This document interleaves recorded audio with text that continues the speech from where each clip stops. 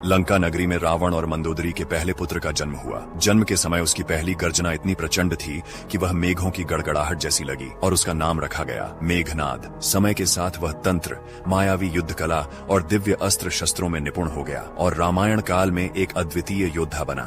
जब देवताओं और रावण के बीच भीषण युद्ध हुआ, इंद्रदेव स्वयं देवताओं की सेना का नेतृत्व कर रहे थे। युद्ध के दौरान उन्होंने रावण को बंदी बना लिया, परंतु मेघनाद अपने पिता की यह दशा सहन नहीं कर सका। उसने अपार पराक्रम दिखाते हुए इंद्र को पकड़ लिया और अपने दिव्य रथ पर खींच लाया। स्वर्ग के देवता भयभीत हो उठे। इंद्र, जो स्वयं स्वर्ग के राजा थे, अब लंका में बंदी थे। वर्षों तक इंद्र लंका में मानसिक और शारीरिक यातनाएं सहते रहे। जब रावण और मेघनाद ने इंद्र को मारने का निर्णय लिया, तब ब्रह्मदेव स्वयं प्रकट हुए। उन्होंने मेघनाद से इंद्र को मुक्त करने को कहा और बदले में उसे एक वरदान देने का वचन दिया। मेघनाद ने अमृतत्व की मांग की, परंतु ब्रह्मा ने उसे अस्वीकार किया क्योंकि ये प्रकृति के नियमों के विरुद्ध था। इसके स्थान पर उन्होंने उसे एक अनुपम वरदान दिया। यदि वह निकुंभिला यज्ञ को संपूर्ण कर ले तो उसे एक दिव्य रथ प्राप्त होगा, जिस पर सवार होकर वह युद्ध में अजय रहेगा। परंतु ब्रह्मा ने चेतावनी दी कि यदि किसी ने इस यज्ञ को भंग कर दिया तो वही मेघनाद के अंत का कारण बनेगा। उन्होंने उसे इंद्रजीत की उपाधि दी, इंद्र को जीतने वाला। लेकिन अगर कोई व्यक्ति 14 साल तक नहीं सोएगा